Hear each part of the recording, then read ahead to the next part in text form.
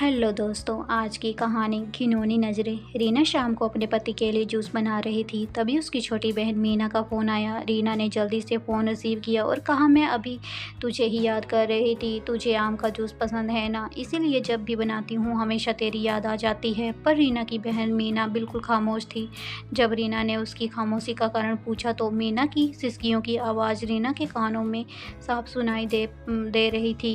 रीना बहुत घबरा गई और उसने मीना से जोर देकर पूछा कि आखिर क्या हुआ है। तब मीना ने डरते डरते बताना शुरू किया, अभी मेरे मोबाइल पर किसी लड़के का फ़ोन आया था और वो बता रहा था कि वो मुझे जानता है और उसके पास मेरे कुछ फ़ोटोज़ हैं, और अगर मैंने उसकी बातें और शर्तें नहीं मानी तो उन फ़ोटोज़ को इंटरनेट पर डाल देगा। तब रीना ने मीना से कहा, मीना ऐसी कोई गलत नंबर होगा, कोई सिरफिरा ऐसे ही तेरे मज़े ले रहा होगा, तू डर मत, कुछ नहीं होगा ऐसा वैसा। तब मीना ने घबराते हुए कहा, दीदी मुझे उस इंसान से डर नहीं लग रहा, पर मुझे उसकी बातों से बहुत डर लग रहा है। यह कहकर मीना रोने लगी। तभी रीना ने कहा, तो बताना उस इंसान ने क्या कहा तुझे। तब मीना बोली, उसने मुझे कहा है कि अगर वह मेरी फ़ोटो इंटरनेट पर नहीं डाले तो मुझे उसकी हर एक बात को मानना पड़ेगा। उसने कहा है कि आज रात वह मेरे घर पर आएगा। और इतना कहते ही मीना ज़ोर ज़ोर से रोने लगी और रोते रोते बोली, दीदी मुझे उसकी बातें सुनकर घिन आ रही है। ऐसा लग रहा है जैसे उसने मेरे साथ कुछ गलत कर दिया हो।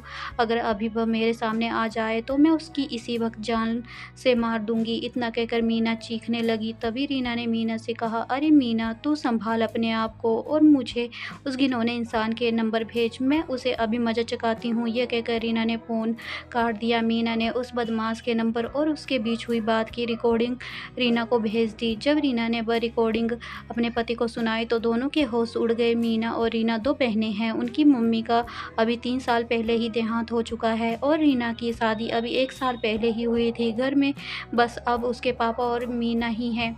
अब मोबाइल पर ऐसी धमकी भरी अश्लील बातें कोई भी बेटी अपने पिता को आसानी से नहीं बता सकती, इसीलिए मीना ने सारी बातें अपनी दीदी को बताई। अगले दिन ही रीना और उसकी पति पुलिस स्टेशन पर जाकर उस इंसान के खिलाफ पुलिस से कंप्लेंट करवा आए। बाद में जब पुलिस ने छानबीन की तो पता लगा कि वह लड़का मीना के मोहल्ले का ही निकला, जो मानसिक गंदगी से पीड़ित था। उसकी सोच और उसके विचार हर एक लड़की के प्रति घिनौनी नज़रें रखते थे। उसे पता था कि मीना की मम्मी का देहांत हो चुका है और वह दिन भर घर पर अकेली रहती है और वे इसका फ़ायदा उठा सकता है, और वह लड़का अपनी बुरी नज़रों और घटिया बातों से मीना की आत्मा के साथ खिलवाड़ कर रहा था। पर बाद में जब उसे पुलिस ने पकड़ लिया तो उसे जेल की सलाखों के पीछे जाना पड़ा। आज भी हमारे समाज में उस जैसे मानसिक रोगी बैठे हैं जो हज़ारों लड़कियों की आत्मा के साथ खिलवाड़ कर रहे हैं। इनमें से कुछ लड़कियां तो मजबूत होती हैं, जैसे रोगियों को अच्छा सबक सिखाती हैं, और कुछ लड़कियां उनसे डर जाती हैं और उनकी मांगों को पूरा करते करते उनकी घिनौनी नज़रों का शिकार बनती हैं। पर आज समय आ गया है कि ऐसे मानसिक रोगियों को हम लड़कियां ही सबक सिखा सकती हैं, इसीलिए लड़कियों को उनसे डरने की बजाय उनका डट कर सामना करना चाहिए। अगर आपको हमारी कहानी पसंद आई हो तो कहानी को like, share, comment and subscribe करें। धन्यवाद। राधे राधे।